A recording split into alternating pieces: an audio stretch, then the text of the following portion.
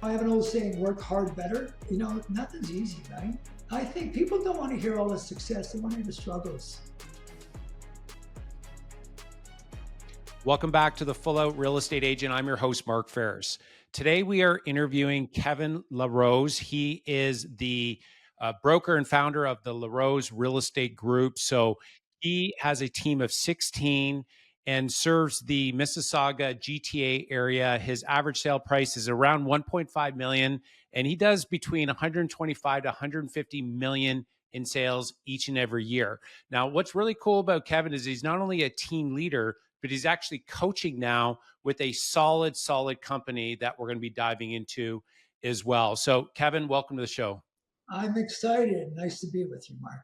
So, Kevin, I've seen your success through the years. If you're in the GTA, you probably have heard of your name. Let's go back to the origin story and share a little bit about what got you into real estate. Well, I started in real estate at an older age, in my early 40s. And I had many friends that were in the business. And I had a business I was coming out of that was going bad. We could certainly talk about the struggles there. But I was encouraged by hanging around agents that in their 80s were selling over 100 houses a year in the beaches in the downtown Toronto area. And they just mentored me and encouraged me to get my license and get in the business. So, you always look back and go, why didn't I do that earlier? But we have to be broke and almost on the street to realize that we got to do something different. And God knows we want to get into real estate. It's an easy business. So that's what started it. And I am so fortunate that I decided to do that. Yeah. So, Kevin, when you started, I know we're talking like 25 years ago. So we're talking, you're a real veteran in the business and a lot of experience there as well, selling thousands of properties. But if you recall going back to the very beginning, what did you do to get business? I think that's like a big question mark for agents out there. I mean, maybe even for, team members that are coming on your team right now, maybe you can spin that into what they're doing to actually get business as well. But curious to know what you did to have such maybe a strong start to be able to build your team to where it is. It's always a great question. And if I can share that with you. And agents that are first starting in the business, whether a year old or 2 years old, I remember when I started, a dear friend of mine, knowing that I needed to make money. It was like the thing I needed to do. I got the license, took me a couple of times to pass the test, did all that stuff. Finally, I'm out on the market, and I was struggling a little bit. And he told me, he says, just go to work. Just go to work. Control what you can and what you can't. Expect a lot from yourself and trust that good things will happen. Focus on what you can control. And I just went to work. And I was blessed. Marlene, my wife, who works with me now, a big part of our business. We had a young family at the time, 25 years ago. And so she goes, and she had a really great career in retail at a high fashion retailer. She was in a VP level there. We had a family, decided to stay at home and care for that family because she was traveling abroad lots. She goes, I'll take care of the admin side. I'll help you. I'll organize you because God knows I needed that. And you go out and see what you can do, make some money for us. And that's what happened. I remember one open house, first month in the business, I did 5 transactions in the open house. And I thought, I can make some money doing this. And then it was, I think, 4 or 5 months later, I still hadn't sold a house. So I realized that there's a lot of things I need to do right to make it a career, not a job. And so, but I guess going back to your question, I just really surrounded myself with good people, felt I can get it done, and just kept on trying to get better in the communication, the conversion side of the business. Yeah. And just to add to that, when we talk about habits and so on, how I developed my business in the first 2 years is from Monday to Thursday, from 9 a.m. till noon, I called just listed, just sold. And then at night after dinner at 7 p.m. till 9, I did follow up, follow through, follow back. Yeah. So left messages, made calls. This is where landlines were being picked up, not cell phones. And I did that for like 3 years. And Friday I would take off, Saturday and Sunday do open houses. I was told get a sign on the lawn and call the neighborhood and farm the area. And I think the successful agents today, whether they're individual or not, if you farm an area and you have a significant brand, what you want to do is get the phone to ring. So that was always my goal. But I went to work, spoke to a lot of people, and got better on the conversion side of the business. Hmm. Kevin, there's such a consistent theme that you see in top producers is like they just took massive action.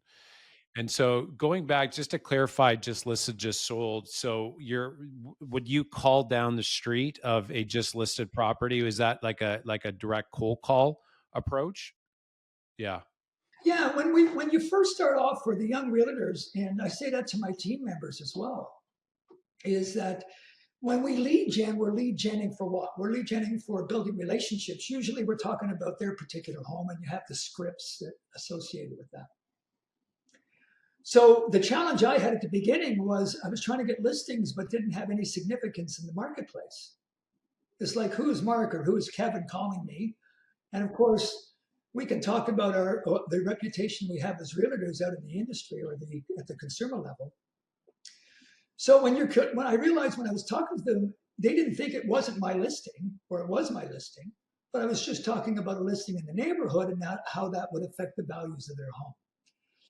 Write down my own scripts, cross them out, hang up because I did poorly. We just got better at it. But just listed, just sold, I found that was for me. I was never an expiry guy, a FSBO guy. I wanted to be able to add value to the conversation. And I thought I would do that by adding some expertise in the number of bedrooms, number of bathrooms, what else sold in your neighborhood. So I got prepared before making the calls so I could talk to the community properly when I got them on the phone so they feel there's expertise on the other end of the line. So there's a lot to say when you're doing lead gen that you're prepared first before you just pick up the telephone. Yeah. Yeah. You and I had the very similar start. So open houses, it was like 4 every weekend and, back to back, 2 on Saturday, 2 on Sunday. And then it was during the week, it was cold calling and it was just listed for me. And, I would call down the street and I would say, hey, we have a listing because I didn't have any listings at that point. And so I'd call down the street and the company listing would pop up and I would call down and say, hey, listen, it's Mark Faris, Roll the Page.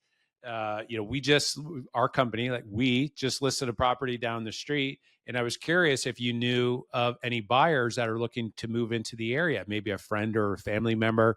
It'd be nice to be able to pick your own neighbors now, wouldn't it? And they would be like, oh yeah, that's great. Yo, that's good. You're working really hard for your client. And then they say no most times. And it's like, well, that's a whole conversation. I think part of the failures or success is with us as realtors is the fear of no.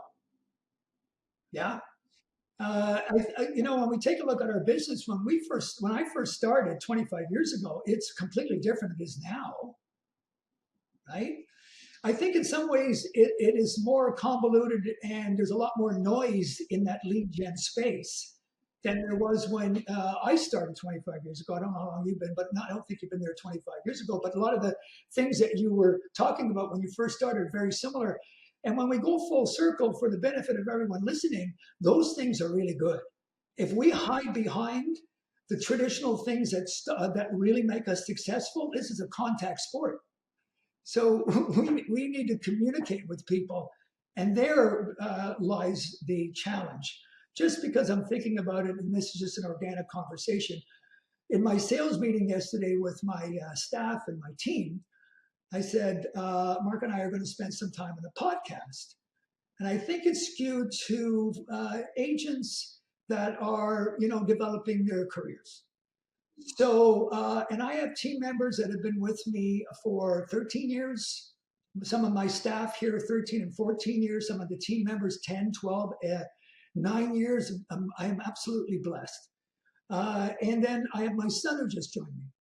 And a few other newbies, if you would, that have recently had some success and are a young year in the business. Yeah.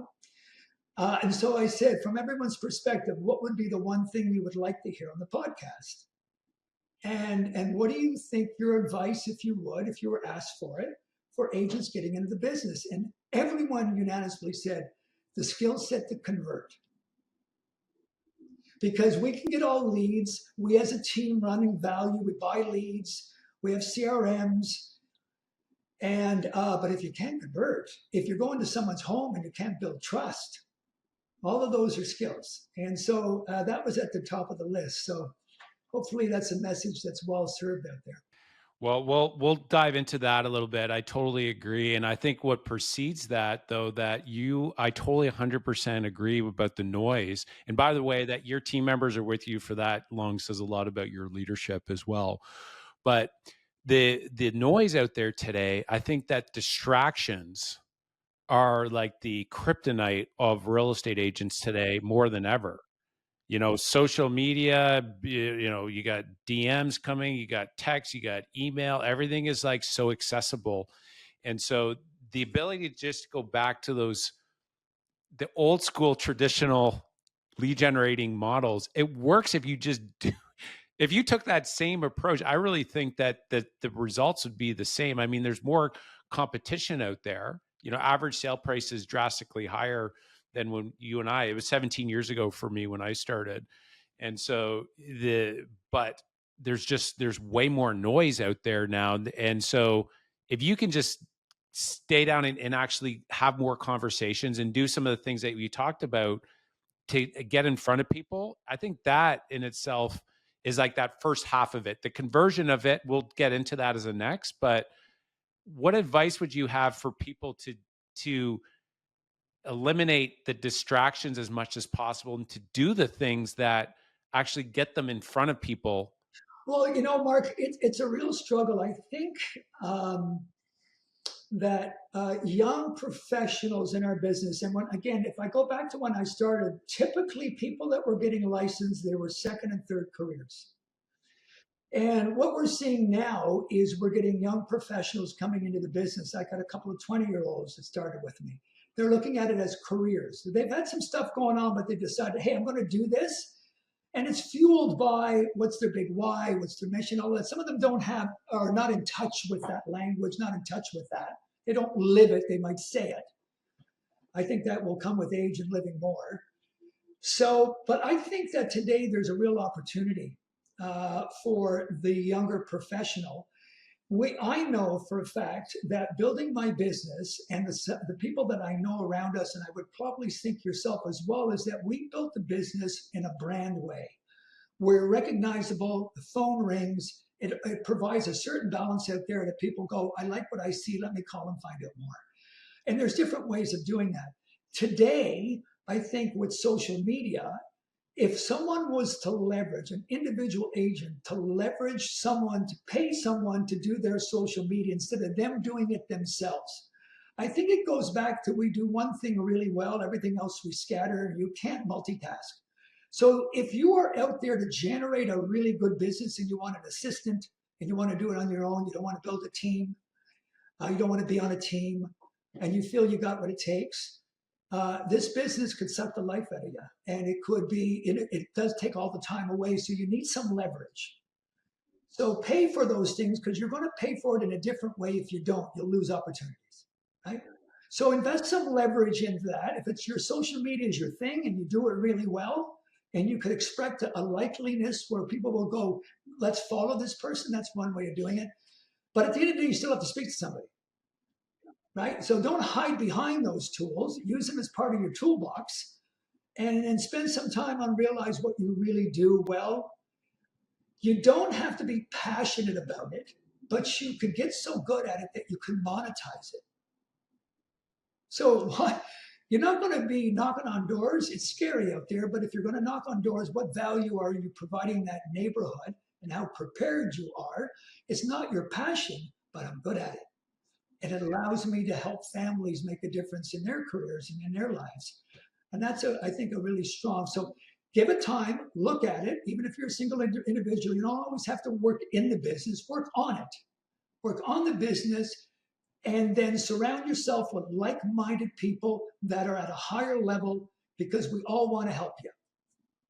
That's why we do this podcast, yeah. Yeah, 100%. And that's where like joining, say, like a team like yours, where you're around other high producers, that just pulls your ability to execute up at a higher level. And you're at that, rather than you being, say, on your own, trying to do it all on your own. That's where what we found on our team is the team members that keep showing up every week in the meetings and they're participating, they're seeing what other top agents are doing. It pulls them up, and everybody's level stays at that high level versus kind of being on this massive roller coaster up. Well, again, and again, by saying those, it tweaks some thoughts of mine, and maybe you could help me with this and what you see, especially through your successes as well. There's what we call the doom loop. You know what that is? So the doom loop is where most of the agents sit into, and what it is chasing, selling, and closing, and it's brought by a fear of missing out. So an example would be is you're out there and you get a call, you got a schedule, you get your time blocks, whatever. Someone calls, wants to see a house, you drop everything, you chase it, you go show the house, not that qualified. Or you're going into a consult, or you're going into a listing presentation, but you're going there to do them a favor, provide information, but they've already chosen somebody else. And so it's this vicious circle of running and chasing the business. And I think we have to do that to appreciate what our options are.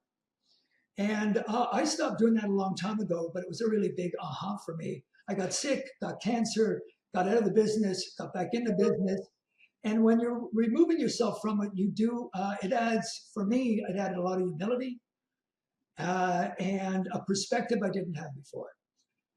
So we, as realtors and professionals, we had a great service to the people out in our communities, huge service. And if we take it on like that, I think it's not how much business you do, it's how you do business. And I think that's a really important aha when you go after the business. And that's what I try to encourage and coach my team members to do. That why not them, right? Live their best life inside the brand by doing those things. Yeah. Yeah, no, that's powerful. And I'm going to dive into that in a minute in regards to, the challenge that, you had to overcome and then come back to it. But I want to wrap this up. This, we'll say, the lead generating side of it, and that this loop that you had said that is very prevalent out there. It's like, I'm going to drop everything and I'm going to go. And then it's like, oh, I got this new idea from Bob said that this lead generating thing is good. And oh, this was like, oh, and then you see somebody else starting to get business on another marketing channel. So it's like, I got to try that now. And it's like this constant surface, chase the rabbit, multiple rabbits at a Yeah. time. Oh, God, we see that all the time. Right. And so this is where, when it comes down to it, it's like, and I really like what you said about picking. You don't need to be good at all of them, but like picking like a few of them would be really good. So it's like, pick your three and do that and do it enough where you get good at it. And what I found, Kevin, with that is to build on that point there that you had said, was that the better I got at it, the more fun I had at it as well. And it became like one of these things that's like, oh, I'm starting to get really good. I like doing it more. Just like for me, when I was young, I took thousands of shots, hockey shots out in the barn, forehand, backhand, snapshot, slap shot, 100. And now I pick up a stick, and it's like, I love shooting still. Because of all that. But when you first start, it wasn't that same passion. It's only the better you get at something, do you love it more? Is that been your You know, experience? I think I remember I was drafted to Windsor Spitfires. I have a little background like yourself. Played through the Quebec Leagues, born and raised in Montreal, and I was an average skater compared to the rest. But my dad was a tough guy, and always taught me that you have to fight for what you want. So I got bruised up and beat up, but I got my lickings in, and there's a lasting quality to being in a team environment. We as adults now, having families, we know what that's like. That we don't realize that it was really paying us forward in our lives by having that experience. Yeah, yeah. Good. All right, let's talk about the lead conversion side. So now we're in front of, so maybe they picked their three top, whether it's They do open houses. You got cold calling. Just make sure the no call list, you navigate that properly. You do say door knocking, or you do social media, you do DMs, you do networking, like whatever it is, you pick your three and you go deep. So now they're in front of people. What advice would you have for the listeners out there on how to convert and get them to move along with you in the next step of the process of buying or? Okay. So when we get through this, I'll provide a couple of books that I would recommend. So, what are we in the business for? Why are we in the business? What is our unique abilities? What do we offer that's different than all the other agents that they know, hear about, or think they know and hear about? Yeah. What makes us different? That would be number one. And I think generally speaking, as I say to my team members when we do our goal planning and so on, what's your unique ability? Most people struggle with that at the beginning. Like, what's unique about me? Oh, I like families, and I care for them, and I want the best for them, and so on. So, what's your unique ability? A lot of people get into business because they like houses and want to help people. So when they ask me that, I go, the unique ability I have is I can inspire someone to say yes in a very short period of time. So that's a skill. So I always, my recommendation and where our success has come from is not competing with the other agents on the value proposition we offer to convert the opportunity. What we do is we go in there to build trust. People buy with good feelings. They buy with the heart. It's intuitive. So there's a thing called the trust triangle, which I train my team on. And part of the triangle is called authenticity, empathy, and good judgment. That what peels the triangle itself. So when you think through those, so how do you build trust? Well, you build trust through labeling and mirroring and empathy. So empathy is not about, oh, I feel so bad and feel sorry for you, and I understand your parents have passed away, and oh my goodness. Empathy is for people, strategic empathy is for people to get across that they're being heard. They want to feel they're being heard, that you get them, that they feel safe in your space, that you're different from the rest because you care, you have a great plan, and so on. We have a saying here in the LaRose team is that how we do anything is how we do everything. So good enough is not good enough. So what that speaks to is overachieving on the results, the experience that families have with us. It's a platform in which we work from, our core values. So agents out there, understand why you're in the business, what your core values are, and share those with the potential buyers and sellers. It's what separates us from the clutter. So get really good that they will be cared for, and they'll have experience at a level where people would want to raise the flags to the families and friends they know. What a great experience you have. So for me, the conversion side is, and I'll give you an example. They go into someone's home. We do deliver flowers before we arrive. So when we walk into someone's home, the flowers are meant to say thank you. It's a privilege to be in your home. It's everything we do in our business and day to day and our conversations is to get into families' kitchens to be able to make a difference for them. So I want to say thank you for the opportunity. And I'm here to build trust and to help make a difference. So let's go. So that's really where we sit. And then we consult, strategize, and then we talk about how we will be different than the rest that you're interviewing if that's the case. So build trust is the messaging out there, and it's a skill to do it. Yeah, that's really powerful. Really powerful. And I think that, a lot of agents would go into a home and it's like instant, here's what we do, versus like the questioning in that trust building phase at the beginning. And you've heard it before, people don't care what you know until they know that you care. That idea. And I'm totally a big believer on that. And so taking the time and like the rule of reciprocity, giving the flowers, for example, that that's like a good, amazing first step. Like, how do you get mad or upset with somebody that walks in that, that has sends flowers, right? And so, Well, you know what? First of all, I think that when we're talking to the people listening to this, and flowers might not be what you that would work for you. When we did our branding and rebranding, we hired a company to do that. My last name is LaRose, and our corporate colors are yellow. So they're yellow flowers, and it has a card that talks about friendship because yellow flower represents something. So anything that we do to rise above the clutter, and that we give back to the people that we're going to service.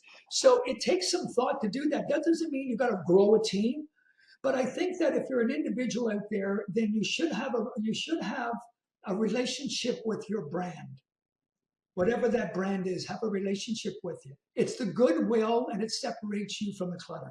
Yeah, 100%. For us, Kevin, we do mugs, coffee mugs, full out, branded mugs, right? And so that's one of the things that whenever we do any sort of marketing, we're like full out. That's our tagline. That's our differentiating factor, and that goes back to the hockey of that. Mark, you're always going full out. Joanna, my wife, came up with that. She's the marketing brains behind the operation when we started, and so I total in agreement with that, and create consistency and alignment. That's why what you had said about the flowers is so true. That may not work for everybody, but pick what aligns with what your key differentiator is, and tie that together from start to finish, and that's what you can create a sticky brand. Yeah, I mean, I guess just to wrap this part of it up, I think what's really important for when I look at it, not everyone wants to run a team, all that stuff. And when you're a single agent, all you're doing is working in the business. You're not working on it. I think decide on what your business looks like and do everything you can to buy the leverage or invest in and find the talent to do so. Mm-hmm. Yeah, powerful. All right. So, Kevin, I want to go back to, you went through a major life change. And so, what context or perspective change can you share with the listeners of going through your health challenge that you had, and coming back, and how have things changed, maybe in regards to what's important in your life, and how do you address your businesses? Did anything change fundamentally in how you operate? Yeah, well, I was diagnosed in 2009 with throat cancer. And so anyone that's listening to this or whatever, it's a nasty cancer because the treatment's really hard. So you can't eat after a while, lose a lot of weight, and it's a very, very difficult time. So and it was a viral type cancer, but it didn't spread. So I knew I was going to be okay. So what were the ahas through the process? Well, God bless. I realized that if you don't take care of yourself, if you don't give yourself every chance to live a healthy physical life, then it falls on others. And then now your family has to take care of you, life changes, fear sets in. It's nasty. And then what happens is that coming from the side of sickness, you're going, oh, well, how can I get better? So it was an enlightening experience. I will tell you in a funny way, Mark, that I'm a much better person now than once I got cancer. So, yeah, I think it's the humility that I experienced through the process, because this is, this is an ego-driven business, and so I found that when I get the ego out of the way, I'm a better person. People around me want to hang around with me more, so humility, I guess, is the big part of that. The other part is that I had a team. Geez, I don't know how many were there. We might have had 8 or 9. I just bought the building that I'm in now. I was with Remax at the time, thinking of starting our own. This is before PREC and we could incorporate, and we're looking at, we were successful, and we've gone like, how can we build wealth? What does it look like? Different levels of thinking, especially after getting sick and coming back out on the road. I was 89 or 90 pounds. I went down 157 pounds. So, and when you lose that much weight so quickly, you atrophy. So, it's funny because in 1982, I was Mr. Montreal. I finished hockey and I did this bodybuilding thing. And I got a funny story about that, but that's another thing. So I always stay fit. So the aha there is humility, and watch my diet, change my diet, do those types of things. And then I looked around with the people that were around me, and some of them are still with me. And then Marlene took on a whole different level of the business, and we did well. I think the year I was off, almost we did our best GCI, which is weird. And that back then it was like 1,700,000, something like that, 2009. So, and then when I went back out and started to go to agents open houses, when there was agents open houses prior to COVID, when they used to be around, I had so much empathy and caring from our peers because I was so skinny. They hadn't seen me for a year, right? Yeah, I felt really warm around that. So you don't know what you don't know. But it was certainly life changing. And then I watch how I share that story, Mark, because I don't want it to be used as anything else other than an experience I had and not because of anything else, because sometimes it could be perceived as such. But yeah, so yeah, and my relationship with my wife is awesome. I mean, she's such a caring person. God knows where we'd be without our spouses. We'll celebrate 40 years this June together. So really lucky that she's part of my life and our business for sure. And it's hard to work with your wife closely in the business, but we found really good ways of doing that. Thanks for asking about that. Well, and for me, like with Marlene, is your wife as a like a strong leader working alongside. That was something that I experienced that as well with Joanna when we started the business, the two of us. So I could appreciate having that support through all of that as well, and from the get go as well. And so it's a powerful combo when you have a couple working together. One thing that you said, Kevin, that really stuck out for me that I hope the listeners really got is that if you don't look after your health, your your family will need. You're putting it on your family to look after your health if you get sick. And so that for me, it's like I didn't really see it from that way, and because that's true. If you get sick, it's like your family will need to step up and look after you. And if you are healthier or we'll say the oxygen mask on first, when you go on an airplane, say put your own oxygen on first. If you don't prioritize your health, then you're kicking the can down the road for your family to essentially do it. And so that for me is like that's like a really good motivator. It's like I'm Well, you know what? I will say that when you dive deep into being cared by others, your oncologist, your nutritionalist, the people that you're supporting at Princess Margaret. I did a huge fundraiser for Princess Margaret afterwards and raised money for them and I haven't done it since, but it was a real need for me to do that and give back to them. They say if you want to start leading, start organizing things. Start organizing it for others. Start putting a boys thing together. Start doing something where you lead into that space because most people follow. And so these are all little qualities of a leader and life's experiences for sure. Listen, I'll be 69 in a couple of months, and I think that just through my habits over the years and staying fit, and I take a look at some of my friends and family, or even some of the people I come into through our business, and their ages, and they have problems climbing stairs or I think that years of staying fit will help as we get older for sure. And, I have no plans on retiring, whether we can or we can't. It's like the juice is making difference for people every day. So what a great business to be in, as long as you stay healthy. Kevin, just quickly, because I think this is a really important point is health, because, we're very, in the business is very like, okay, give, leads, revenue, but in regards to health, if you do that, that will drive more long sustainable, high productivity, which is an investment in the business. What would you say would be just a couple quick tips, health tips that have really helped you stay healthy at this point? I think what's really important is that you stick with routines, bedtime up. So those routines are extremely important. I will tell you though, is there's some indications of something that you should look into. If you're not getting good sleep, then you want to say, well, why is that? What's going on there? If you're in any kind of discomfort or pain, there's inflammation. What's going on with that? So if we can get ahead of, as we get older, make sure that you have eyes on your body, your health. That way you're complete around that.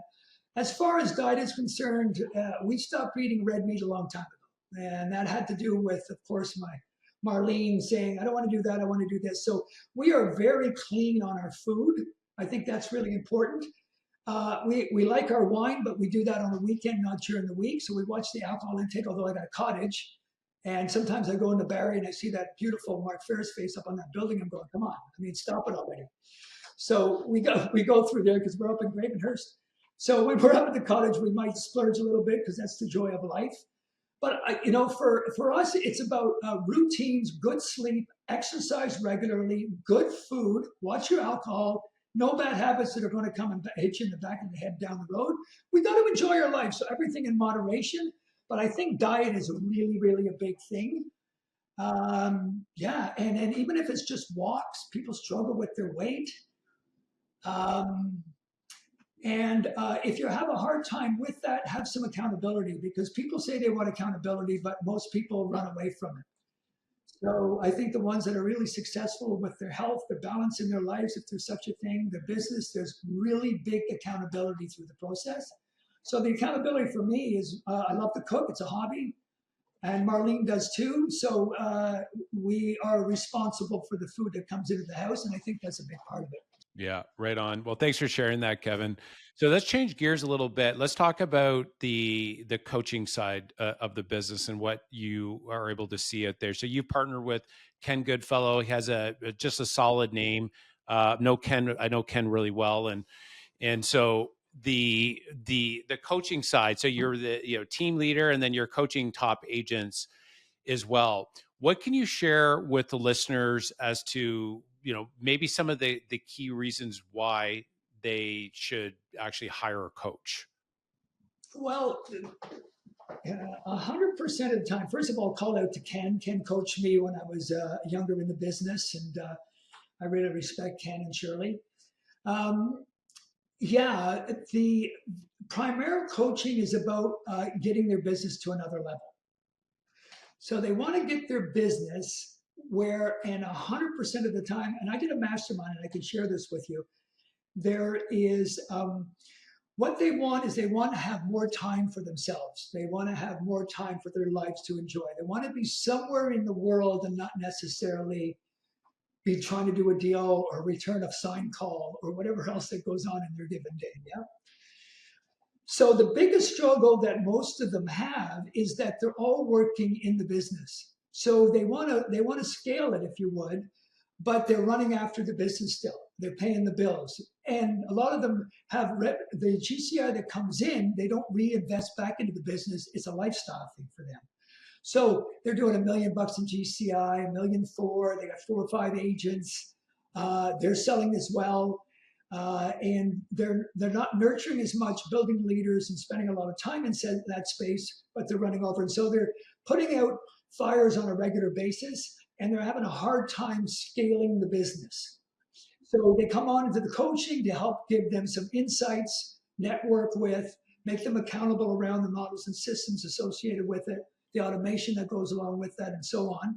So I talk to them about branding, training the people, leadership, and then pay close attention to how the business comes in and how it doesn't, and what you need to do to disrupt the marketplace, because look at what we're dealing with right now, and what could have expected this come January.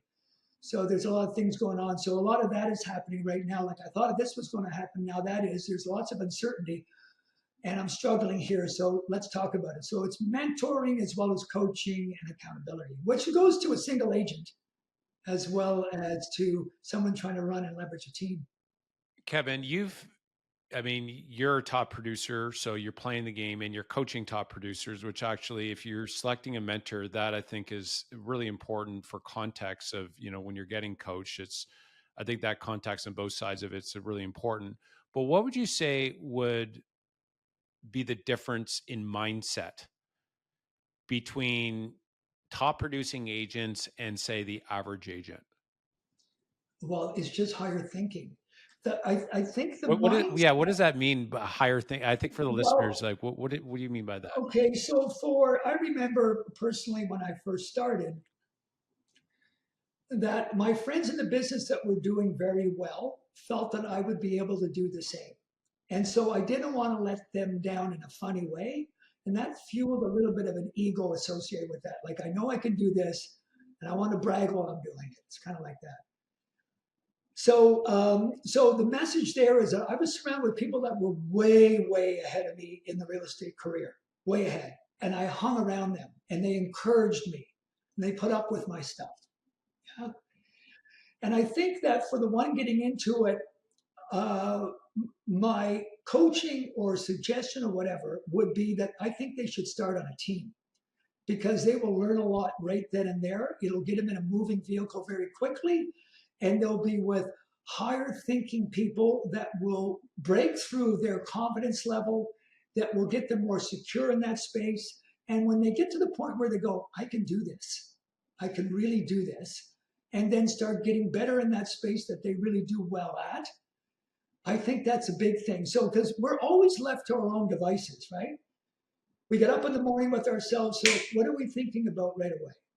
So, the ones that have a relationship with that mindset and their big why, and for me, I want to make a difference for people through leadership and contribution. When I wake up in the morning, I go, what is my family thinking downstairs? How can I make a difference when I arrive?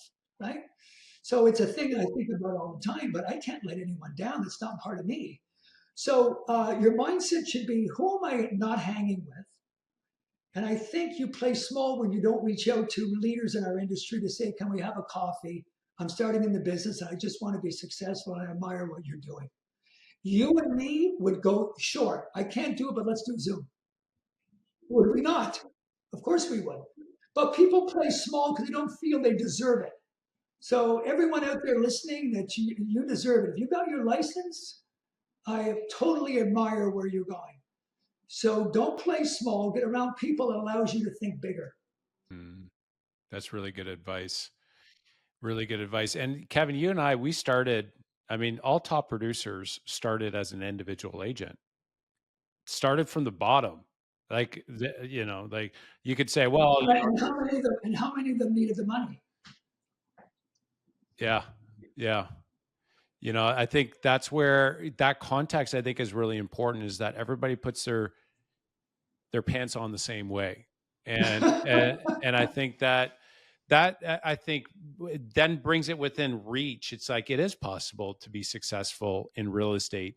The key thing is to keep things simple and just take massive action. So I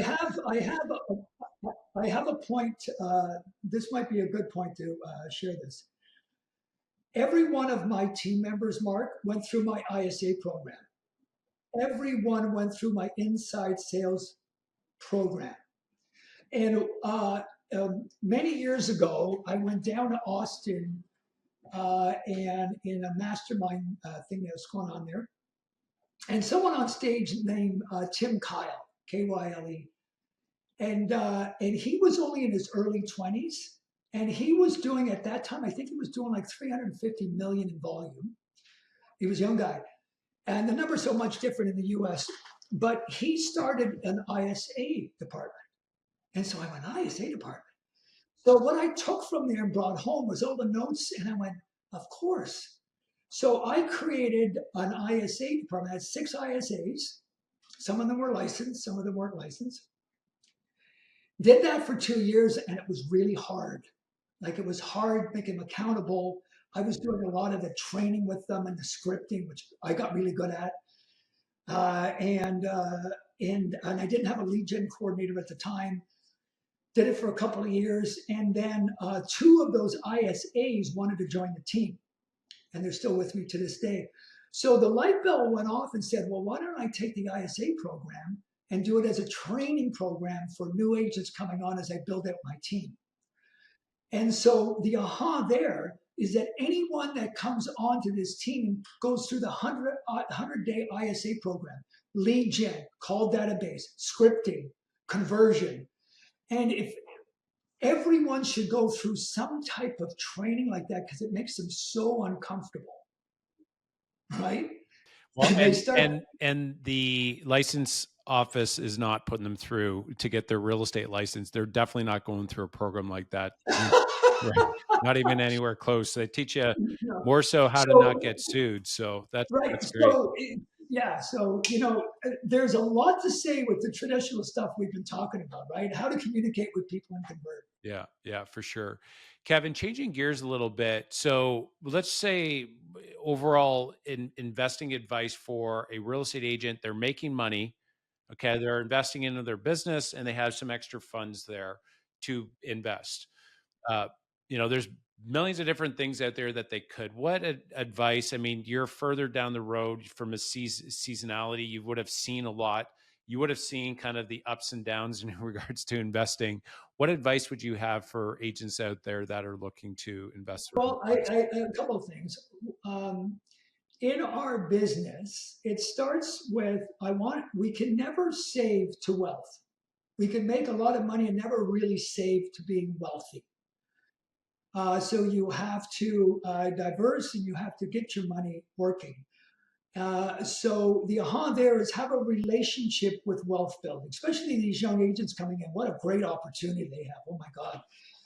So actually block time, have a relationship with it, and say what's the best way to navigate and who's around me that can help me with it. I'm a big believer, and I was taught to invest in what you know. So I own real estate. I own the building we're in. I become the landlord for the broker, and I own other parts of real estate as well. And I think that for me, I said, okay, I want to enjoy the real estate I own, but I also want to be able to build wealth one day from an asset base because the business drives a lovely lifestyle for me and more. So why not do that? So be smart around the way you leverage your money and borrow money to leverage your wealth. Don't think you can't do it. So be in bed with some people that has got your back and is smart, and invest in what you know. So, but the doing part feels really good because once you do it, you go, I did this. This is good, you know. And I was told a long time ago, when you buy a piece of real estate, don't sell it, keep it. Right, 10 years, and then look at how you could reinvest it from there. So, yeah, and I think unfortunately in our business we see a lot of money being made and squandered and not reinvested, and it's a looking good thing. They drive nice cars and so on, but they own the government. So if you start off right, there's lots of avenues. Invest in what you know well, but invest. Yeah, great advice. Kevin, this is such a wealth of information here. I got 3 rapid fire questions and then we're going to wrap up. But I mean, Kevin, we could keep talking for hours. Like we just, so this is really great. But so first Yeah, question. thank you, buddy. I really Yeah. appreciate it. I love to share. It's so good. Yeah. 100%. Again, I had a bunch of questions here and I was like, I only scratched a couple of them, but Yeah. been really great so far. So first question I have for you. What is your favorite book? I'm a big reader, love reading. I'm curious, what's your favorite book that's made the biggest impact for you? Well, I got books all around me, and but Think and Grow Rich. I remember when I first read that. I think it wraps up in so many areas, right? When someone asks me that, that's the first book that I think of that helped me really make a difference when I read it because there's so much stuff that you get. There's 2 other books that I would recommend. One is called The Full Fee Agent. So, all the listeners out there, this would be a book that I train my team members from, Full Fee Agent. And then the other one is a book called No, starts with No by Jim Camp. So those 3 books I think are really important, especially in our industries about negotiating, communication, those types of things. Yep. Amazing. Very cool. Definitely you want to make sure to pick those up for Yep. sure. So next question, 3 words that best describe you, that people around you that know you best, how would they best describe you in 3 words? I don't know. I mean, I think uh, they would empathetic, um, leader, and and skilled. Yeah. Yeah, right on. That's my words, but I think it would be Yeah, close. I'd add generous in on that. That's my take. Is that Yeah. there's a generosity there that that you have. All right, and final question for you here before we wrap up, and we're going to make sure to get your information so that the listeners can reach out. But what final advice would you give a real estate agent that is just starting, or maybe they've been in the business a number of years and they want to take their business to the next level? Yeah, I think they first and foremost they got to really want it to do that.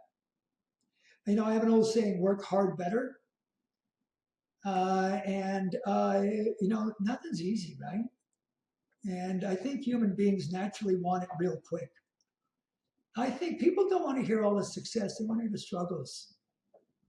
And yeah, I think it's upon every licensed agent to respect our industry because we're a fleeting, watered down commodity. And I think it's really important that we are fiduciaries, not functionary. And I think it's extremely important that they take that on and they surround themselves with good people because this business can be a really great choice to be made and to build wealth and have the flexibility in your life to come and go as you wish. Yeah. So wish them all the success in the world. Yep. Yeah, 100%. The industry has so much upside, yet it's not for the faint of heart. So be ready to put the time in. But the cool thing is, whatever you put in, you can get out. And Kevin, I'm of the same mind as well. That the industry's given me so much, and I just love it. And that's a big part of doing You this. know what? Just before we finish this off, Mark, we first reached out to one another when I had a mastermind group together with Barry Cohen and Dan Cooper and a bunch of other guys that we all respect that have done really well in this business. I remember sitting in the boardroom when we had one of the masterminds, and this is, again, when you were starting. So you might have been 3 to 4 years, but you were making a lot of noise out of Barry. And so Cooper was going, who is this guy? Like, who's this guy? Because Dan, of course, number one, has been in the top whatever at Spoiler Page for such a long time. That's why we reached out. But life was so busy in the location. But that's when we first heard. We don't realize how we touch people, right? Because it is a very small 1% business, right? But congratulations on all your success. I'm glad we've done this. Well, you too, Kevin. And how can the listeners maybe connect with you if they want to get coached and take to the next level? Or maybe they're in your area, Mississauga area, and they want to reach out and join your team, or maybe they want to send you a referral. What's the best way they can reach out to you? So I think the easiest way is info@laroseteam.com. I got some coaching emails, but info@laroseteam.com. I just finished writing a playbook for real estate agents that are out there doing things day to day that talks about listing presentation, skill set, building trust, and a number of other things. So info@laroseteam. If you want our playbook, I'll be glad to send that to you. That's amazing. Kevin, thanks so much for the conversation. This was really valuable. Enjoyed it. Awesome. Well, thanks for listening to the show, guys. If you enjoyed it, please share and subscribe to the channel where we are building a community of full out real estate agents. I love you guys and keep on going full out.